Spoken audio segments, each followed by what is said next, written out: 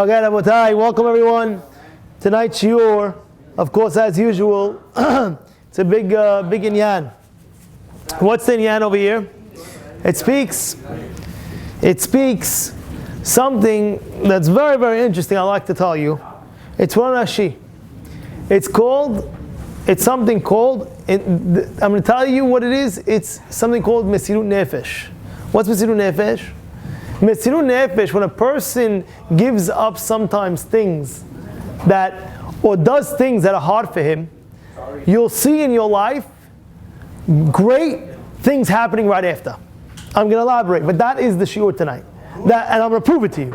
You see in your life, when you go ahead and you sacrifice or you do things in your life, Mesirut Nefesh, miracles happen right away. Just very quickly, a famous story with Remington Kanievsky, how she told a group of girls that came, what should we do? We need chizuk.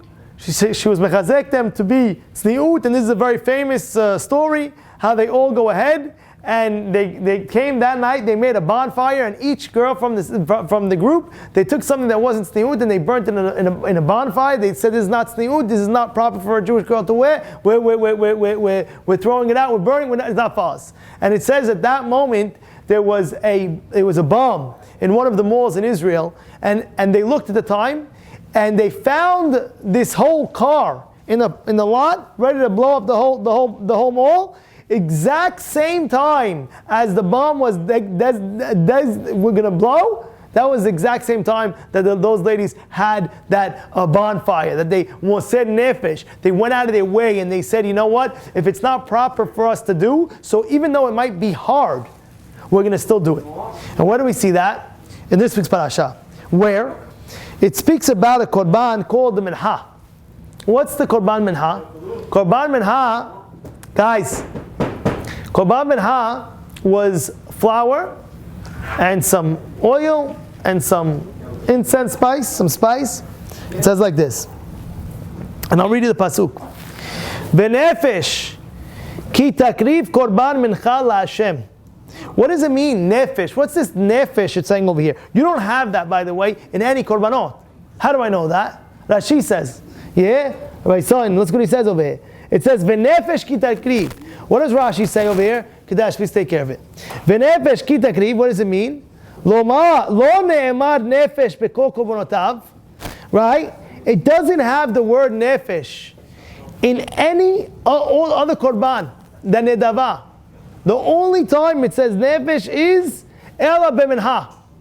Why? You hear the question Rashi's asking? You don't have this word nefesh. Nefesh just means that he himself sacrificed, but you don't have that in any other korban except the korban minha, except the korban where you have a flour offering, where you have some flour, you have some oil, you have some spice, and that is the korban where it says what? Where it speaks about nefesh, like you are being makriv yourself. Why? You hear the question? Solid question, no? Rashi says, you know, again, all the korbanot, you don't have this word that you sacrifice yourself. V'nefesh ki takriv. But by the case of minha, it's like you sacrifice yourself. Why? What is so special about the minha offering that is more than any other korban? Rashi answers. I'm going to read you the question. Rashi answers the question. It says again, v'nefesh ki takriv. Why? Rashi explains, lo ne'emar nefesh b'chol korban nedava, ela b'minha. Only the donation of a minha offering does it say nefesh. Why? So he says, mi darko linadev minha. Who is the person who brings a minha? Who is the person? The person that brings a minha, that donates a minha, usually if a person has any means, any money, he's going to go ahead and bring a nice cow, which he should be doing. Or if he doesn't have enough money to do that, he'll bring what? He'll bring a chicken. But he'll bring an animal. Right? Because he has the means. That's what he is obligated to do. That's what he's obligated. But you might say, what happens over here of a poor person? A poor person cannot afford a cow. He cannot afford a sheep. He cannot afford these animals. So now what does he do? He's only coming into the Beit HaMikdash and he's only donating what he can donate. And what is that? That's just flour. But what is the Torah saying? That is so precious to me. It's as if he was makriv himself. V'nefesh ki takriv. It's like you sacrifice yourself. So how's it sacrificing myself? You gave him an offering. You gave some flour. You didn't give the cow like the rich man gave, which he's supposed to give. So why are you considered like you sacrificed yourself? And the answer is, you did your utmost that you can do. If you can max out what you can do, you are considered, you're sacrificing yourself. It's as much as you can do. You are reaching greatness at that moment. You know, a lot of times in life, people compare themselves to people, which sometimes, you should elevate yourself and try to be like the greatest as you can be. But also be, at the same time, feel accomplished what you can accomplish. Do whatever you can do as well. You know, I told you this one time. There was one time a fellow that was growing, and he went to his friend and he said, "Look how much I'm growing," and that. He says, you know how to read this, you know how to learn this. Let me ask you a question. And he said, "You're right." And he came over to me and he said, "Rabbi, he's right." I was like, no, you're not understanding. Right now you're fulfilling your potential. You're doing as much as you can do. Be proud of that. Be grateful for that, because that's what Hashem wants right now from you. Yeah, eventually you'll grow into more things and better things. But right now, at your level, at your stage in your life, in your age right now, this is the greatest thing that you can do. How great is it where you have a lady that she's growing in seniut, and this happens. How all of a sudden she says, she has pants, and all of a sudden she turned it into skirts. That's one of the greatest Mesirut Nefesh. She says, you know what? I'm not doing.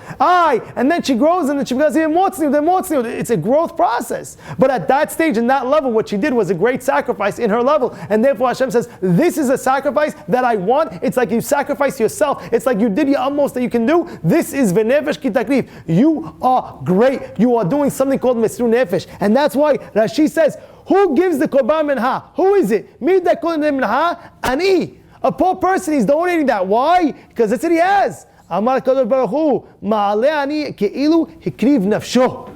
That's why it says v'nefesh k'tayriv. It's trying to show that, listen, don't be fooled, and don't think that this poor person that can't afford to get a bigger korban, don't think that he's any less significant than the man that has the means to buy a korban of the biggest cow. No. It's saying, if you do your utmost that you could do, it's hard, but you did it, it's like you sacrifice yourself. It's something called in life, it's something called Mesirut Nefesh. It's something that you're giving from yourself, and this is one of the highest levels that you can get to. Now I want to tell you something. In the Siddur, every single prayer we do have in the Amidah. If you look, you can take the Magen Avraham Siddur, any Siddur you like, and we have a word, really. We have a word that's a very important word. And I don't know if anybody really paid attention to it, but it's in the first paracha. We say, what's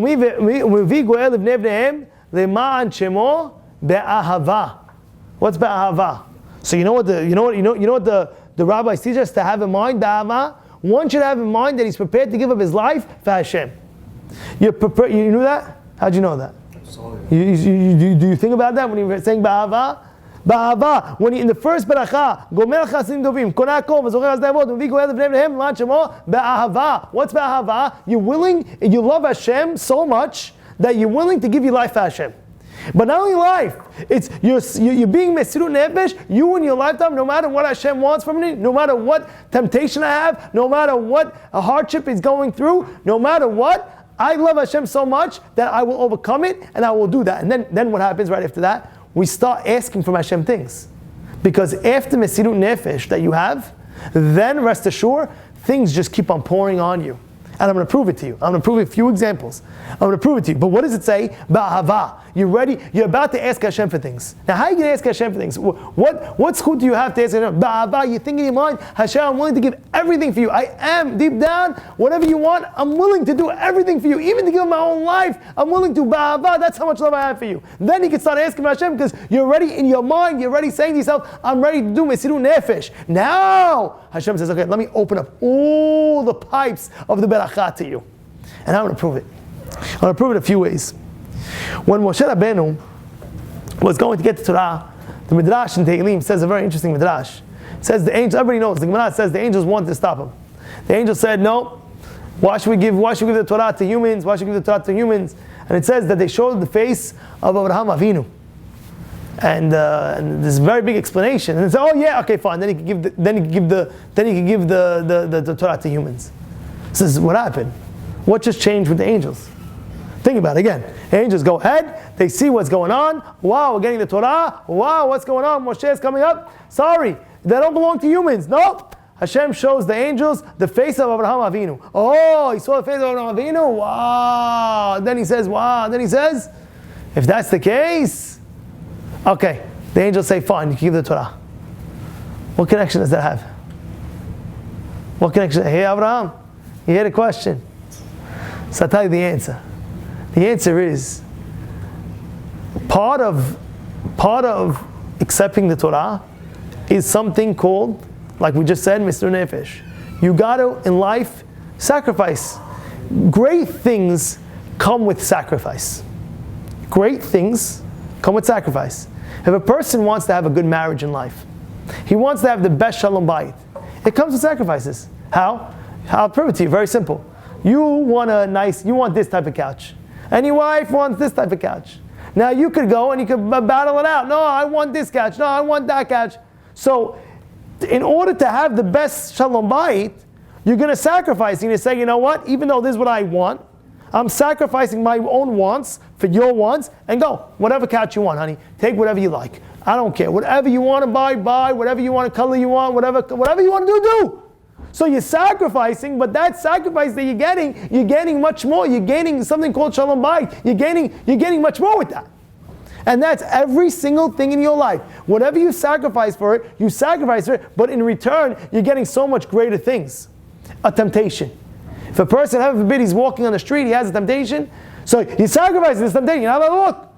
And now what? Hashem says, what you're going to get now in Shamayim, what you're going to get now in Gan Eden and Olam Haba is going to be tremendous. You're going to see the greatest Gan Eden you're going to get for that. Wow! What'd you do? Again, you prevented yourself from temptation. Boom, the reward is great. The reward is tremendous. And now I'll prove it. So what is the face of Abraham Avinu to the angels? The angels were saying to Hashem, how could we give the Torah? Such a great Torah. How could we give it to human beings? These human beings, are they ready to sacrifice themselves for the Torah? You know there's a lot of laws, you know that, right? There's laws about eating. There's laws about everything you go on. There's laws about working. There's laws about Shabbat. There's laws about speaking Lashon Hara, not speaking Lashon Hara. There's so many laws. There's so many laws. At the end of the day, who are we giving it to? We're giving it to these people? Are they ready to sacrifice for the Torah? Are they ready to do things that be able to? Yes, then give it to them. Oh, they saw Abraham Avinu's face? That's it. That's jackpot. You gave us the winning numbers, give it to them. Why? Because they saw the angels when they came down, and Abraham, what happened? He was sick. He wasn't feeling good. It was sick from the Brit Milah. It was the third day of the Brit Milah, the biggest pain that he had. And Hashem brought the hottest day ever. He brought the sun out. And what happens? The angels come and they see Abraham in pain. He runs out to greet the guests and he serves the guests, even though he had servants. Abraham had people to serve. Abraham says, I'm going to serve them. So what they see? They saw Abraham Avinu's Mesirut Nefesh. He was sick, he wasn't feeling good, and yet, what did he do? He didn't tell his servants to serve them. He got up in the hot weather, and the sick, and he did it himself. The angel said, wow, this is Abraham Avinu's children? These lineages from Abraham Avinu, okay, Abraham, okay, Yitzchak, okay, Yaakov, then they can get to Torah. Because they know how to sacrifice. They have the gene from Abraham Avinu. If it's very hard for them to do something, they're willing to sacrifice for it. You know, sometimes it's not so easy to wake up in the morning to go shaharit. Sometimes it's not easy to go to shul. Sometimes it's, my man not in the mood. Sometimes it's not so easy to learn. Sometimes. So therefore, the Mesirut Nefesh has to come out and says, wait, I'm from Abraham Avinu. I got the Torah because the angels saw Abraham Avinu and they saw that we have this quality in us called Mesirut Nefesh. If that's the case, I can do it. I can do it. That's what it takes. That's what it takes. Now listen to this. This is for you. Listen to this. Now, We're getting out of Egypt. What does Hashem, I want to ask you guys a question. Please just listen carefully. What does Hashem say to Moshe? He tells Moshe, I want to take them out of Egypt. But they have to do one thing. Dabru el kol adad Yisrael. This is in Perek Yud Bet, Shmot, Perek Yud Bet Gimel. It says, Dabru el Bezrat Hashem, ba'asor hachodesh, v'yikhu lachem ish seh lebet avot seh labayit. He says, what do they have to do? They have to take a seh. What's a seh? Sheep, right? But it says, what does it say? Seh. Later on, in the Parashat, when Moshe is telling the people, by the way, you know what Hashem wants? Vayikra Moshe lekol ziknei Yisrael in Pasuk of Aleph. It says, Vayomer alehem mishchu uchu lachem tzon. What happened? Earlier, when Hashem said what? He said, what did he tell him to do? What? Take a seh. What does Moshe Rabbeinu tell the people? Take a tzon. What's going on? Listen carefully. Listen carefully. We know they both mean sheep, basically. Seh and tzon is sheep. Same thing. So why is it that when Hashem is telling Bnei Yisrael, Hashem is telling Bnei Yisrael take a seh, and Moshe gives it over? I just showed you the pasuk. It says, "V'shku tzon." Take a sheep tzon. So say seh. Same thing, right? Sheep. What's going on? I'll tell you. It says every day in the tefillah earlier, we have in the Pirkei Avot, what does it say? Have'az kanamer, ve'kar kanesher, ve'ratz ketzevi. Now what is that? What is that? Have'az kanamer means be bold like a leopard, like a namer. What's a leopard? A leopard is bold. You look at a leopard. What are you looking at? Like you're looking at him. He's like, what are you looking at? What are you looking at? You know, sometimes you're going to do mitzvot in your life, and then people are going to look at you. They're going to say, what are you doing? You're weird. What are you doing? So no. What are you doing? You're the weird one. I'm the guy that's doing right. You know, sometimes in your life, wait, you're in a place. Should I put on my yarmulke? Should I not put on my yarmulke? What should I do? Nobody's doing this. Nobody's doing that. What do you mean? You have to be bold like a leopard. I am bold. This is me. No, I'm sorry. I'm not going to lower my status right now for anybody else because I'm bold. This is what I'm supposed to do. This is what I'll do. That's being bold. You know, sometimes in life, one of the laws is that what? Don't be embarrassed of things that you're doing right. Don't be embarrassed of things that you're doing right. If you're right, so what are you ashamed of? I'm very happy. This is what I'm doing. I'm very ashamed of. Sometimes a person is from family, and their family might tell them things. Oh, what are you doing? Why are you doing this? Why are you doing that? But you know you're in the right. So excuse me, I feel this is what is going on. This is what I'm doing. I'm doing what's right. Am I hurting you in any way? No. But I feel it's right. This is what's right. I'm going to be bold. I'm going to be sticking to my standards. That's have'az kanamer. What's the second thing? That's katzevi. What does it mean that's katzevi? Run like a deer. You ever see you ever hear something called Black Friday? Black Friday? You know what I'm talking about? No. You know what I'm talking about? They have sales after that. There's some type of chicken. They celebrate a chicken and right, and they have the next day they have what's it called? Sales, big sales. They call it Black Friday, right? Right? So what happens at Black Friday? You have people waiting online at the store, literally waiting, or they want to get tickets for the game. Jets game, I gotta wait. They're waiting, they're camping out, they're mesiru nefesh. That's good to me. You have a mitzvah, run to do the mitzvah. Go crazy about it. Go wild, go insane. Wow, I have a mitzvah, I can't wait.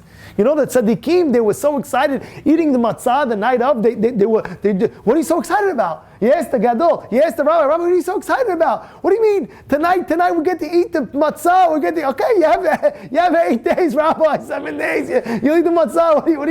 What are you saying? No, I can't wait. It's so happy. You have tzaddikim, they were waiting for Shabbat. You have tzaddikim, they were waiting for all these mitzvot. So that's what? That's ketzevi.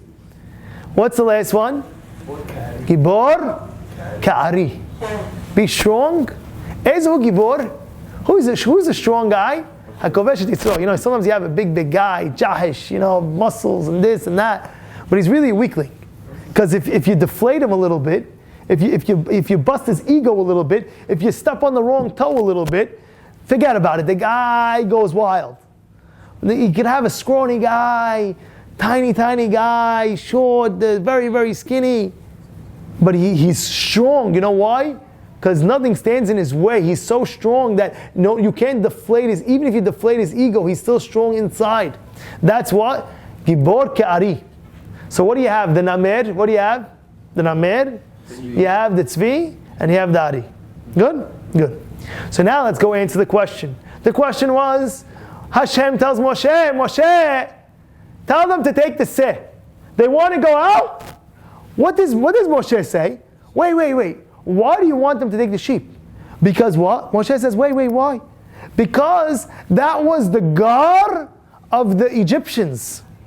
That was the God of the Egyptians. So now what happens? Moshe says, wait, so you want them to do Mesirut Nefesh. You want them to sacrifice something to go against their mindset of saying, wait, we're going to take this sheep and we're going to hold it for a few days and we're going to wait, and when the Egyptians come, says, what are you doing with that? Oh, we're going to slaughter it. You're going to slaughter our God? Because who was the God in Egypt? It was the sheep.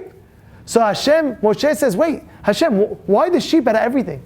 You can't tell them to do something else?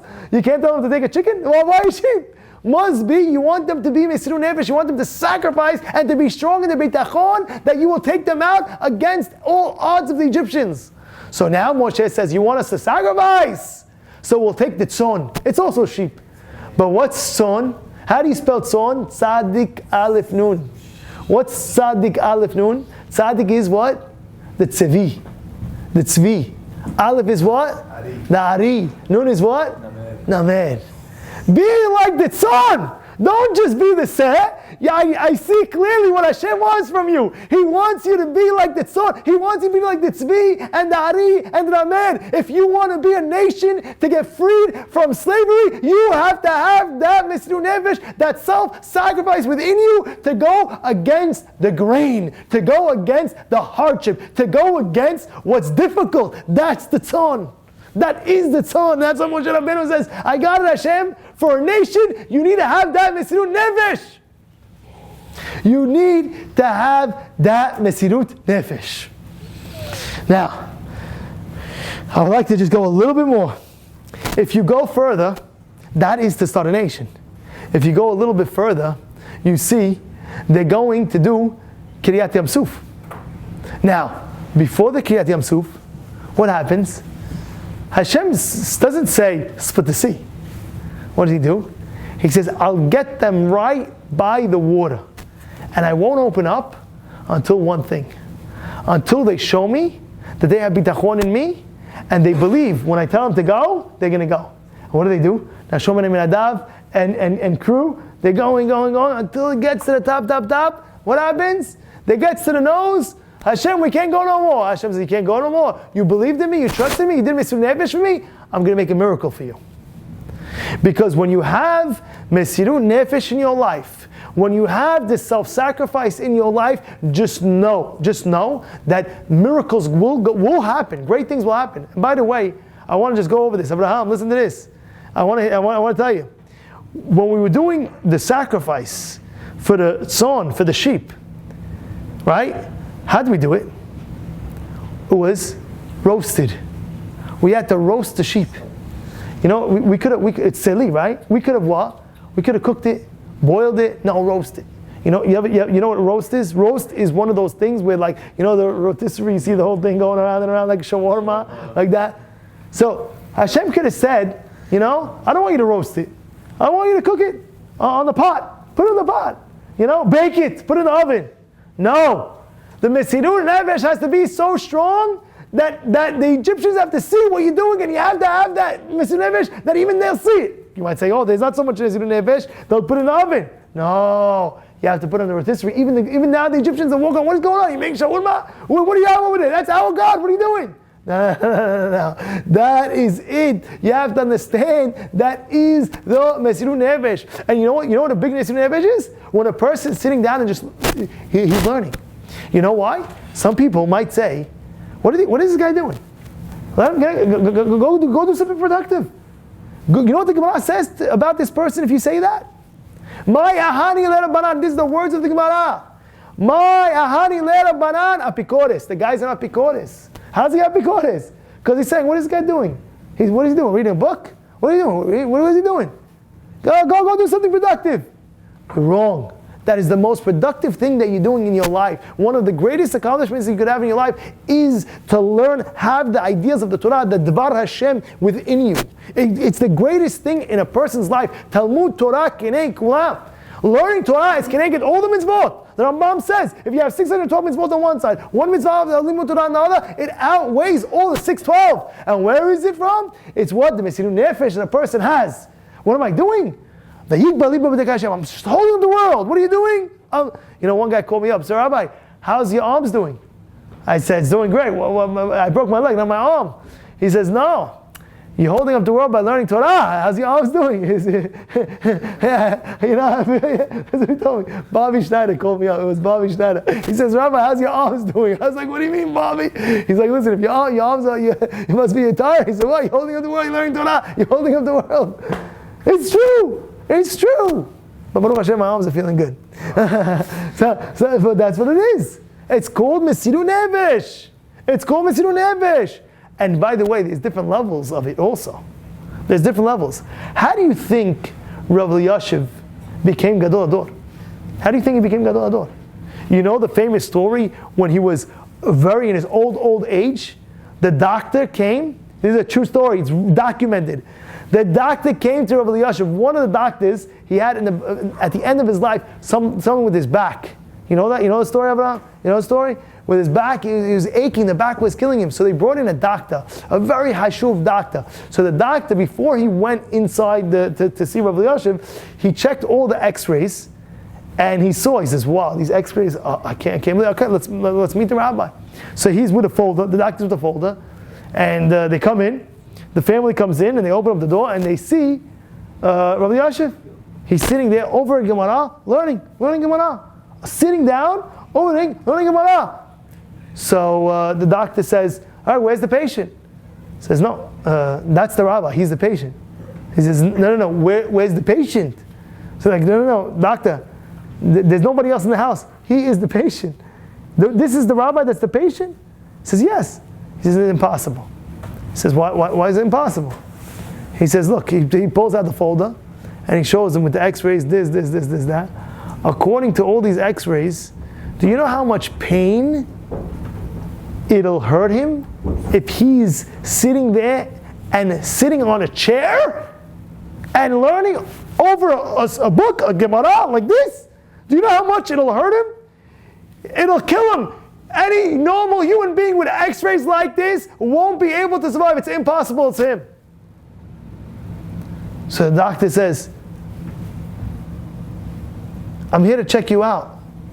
How's your back? So the rabbi says, it's killing me. It's killing me. He's like, how hard? It's murder. Oh, so this is the patient. What do you do? You know, sometimes a guy, he's hurting a little bit, this, that. He still learns.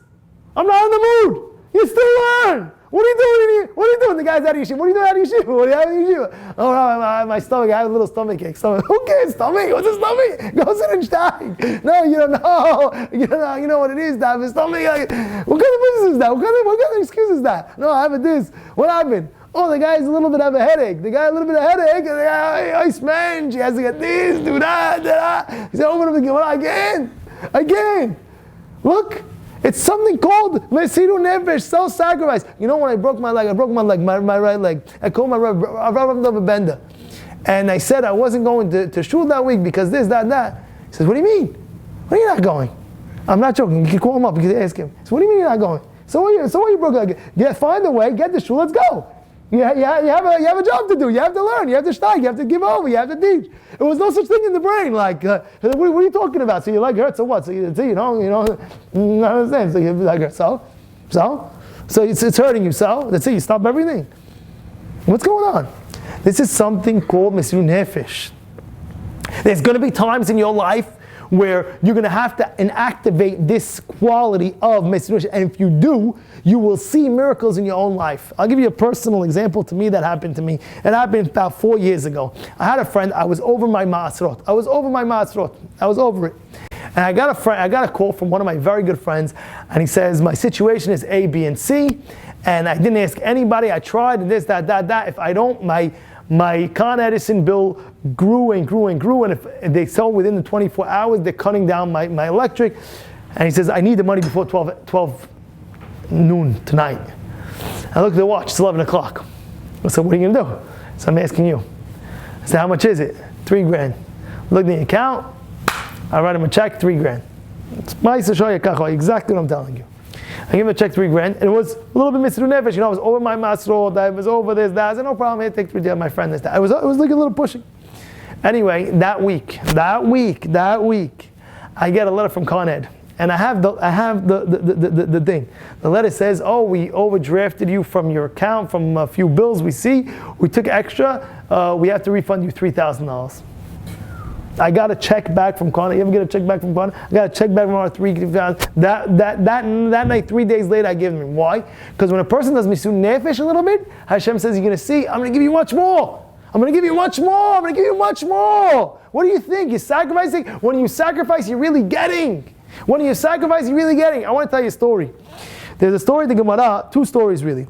But one of the stories I want to tell you, there's a story about a Rabban Gamliel. In the times of the Beit HaMikdash was getting destroyed, and the Romans, they said they're going to kill Rabban Gamliel. So one of the emperors, one of the soldiers, they ran to Gamliel, and they told Rabban Gamliel, Baal hatem mitbakesh, Baal hachotem mitbakesh. It means the leader, which you're the leader, they're calling us on us to kill you. So Rabban Gamliel hides. Hiding. So this guy, this soldier, he says, I know where you are. I know you're here. I know you're here, and we're coming to kill you. So he says, the soldier says, if I don't kill you, would I get Olam Haba? So he says, yes, you'll get Olam Haba. The Gemara says, the soldier tells him, swear to me. Rabban Gamliel swears. And I was always bothered.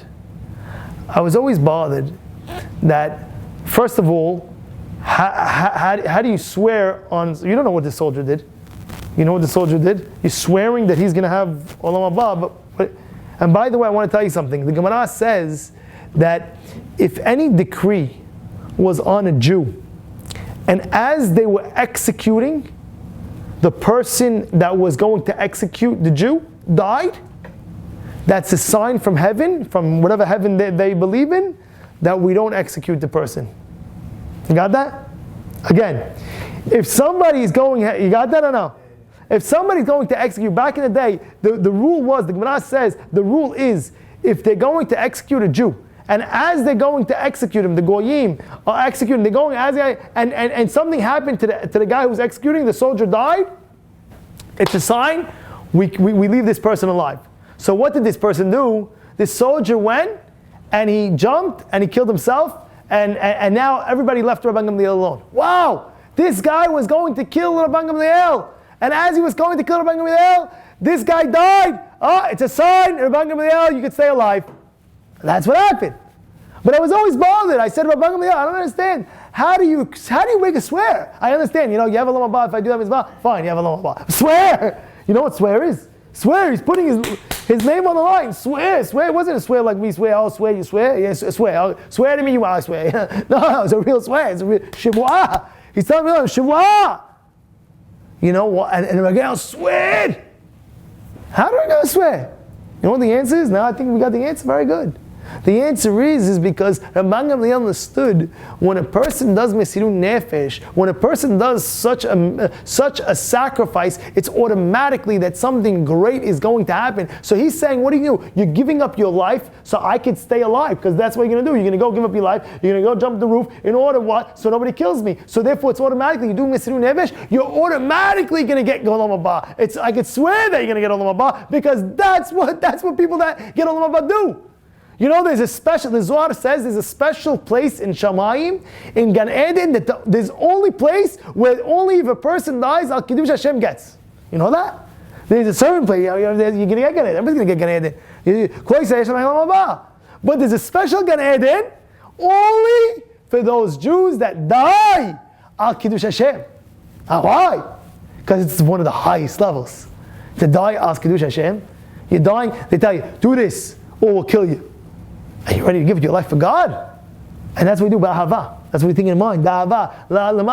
Ba'ahava. We love you, Hashem, ba'ahava. We'll do anything for you. We'll sacrifice our lives for you. We'll do it, we'll do it, we'll do it.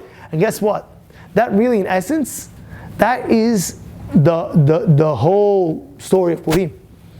If you analyze the whole story of Purim, what was it? Mordechai, if you think about it, he didn't bow down to Haman, right? And what happened because of that? What happened? People were saying, Mordecai, just bow down to him. Because he didn't bow down to him, he made a decree, all Jews die. You should have bowed down. True or not true? If Mordecai would have just bowed down to Haman, that's it, game's over. What's going on over here? You just bow down. Mordecai says no. If it's not right, it's not right. I'll be Moseh Nefesh. And when you Moseh Nefesh, you know what happens? Hashem says, I'm going to save you miraculously. That's Purim. Esther, she couldn't go. She couldn't go to Ahashverosh just like that. Mordecai says, just go, because if not, somebody else is going to do it. She was Moseh Nefesh. Hashem says, I'm going to send you a miracle. And when she actually gets to Ahashverosh, what happens? The Sharbit. It says, the Gemara says, his how do you say, his dagger, his scepter stretched, where she was able to hold it, and that was let Esther in. It was Mesirut Nefesh Esther had, because she did Mesirut Nefesh. Hashem says, you do it, I'm going to make sure that miracles will happen to you, and you'll get your life saved. You know, there's a story about a man. It was a very famous story. It was Mr. Farhi. You know Mr. Farhi. He owns a jewelry store. Anybody ever heard that story? You heard the story? Yeah. Oh, what happened? He has a jewelry store. And on Shabbat, what happened was it rang, and he gets the buzzer when it rang. That means somebody broke in. If somebody broke in, he will go there and he'll see what's going on. And what happened was, he says, his brothers were by the Shabbat table. He says, listen, we're not going Shabbat. They went at the end after Shabbat. And the story goes, they really got their lives saved. Why? Because they went after Shabbat. And what happened was, they saw that the safe wasn't broken. The safe was completely locked. So they didn't understand how did it crack. So they realized what happened.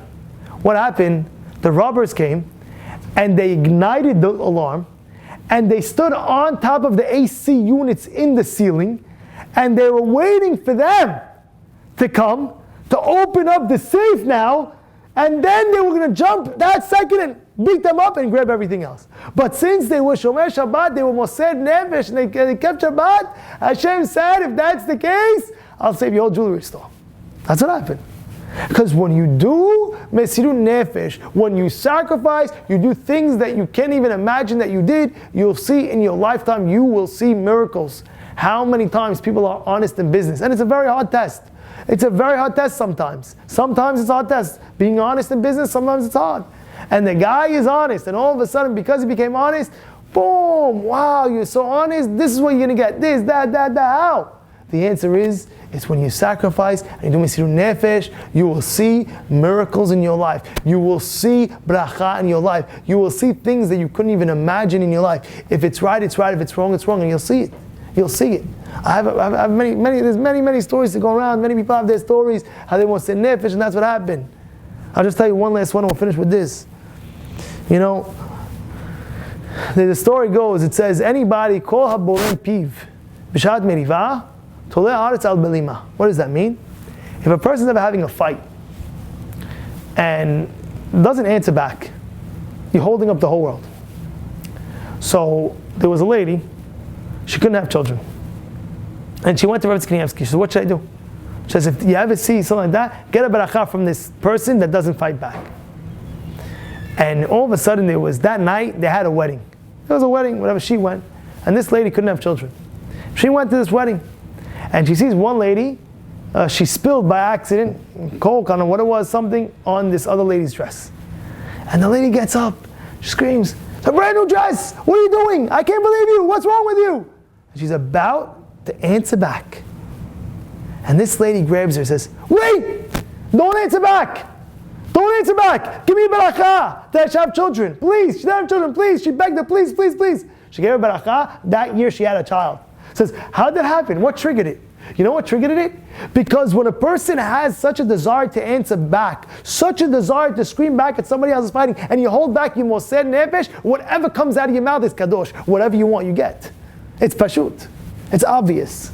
Because it's such a hard test. It's such a mesirut nefesh. And that's why, Rabotai, you have to know, when the Torah says about the mincha offering, how this ani, what do you want from this ani? He's a poor man, he can't afford a cow like a rich man. Don't worry, Hashem says, if you did your best, if you tried your best, Hashem says, I take that as a sacrifice, as if you gave up everything you have. Have a great day.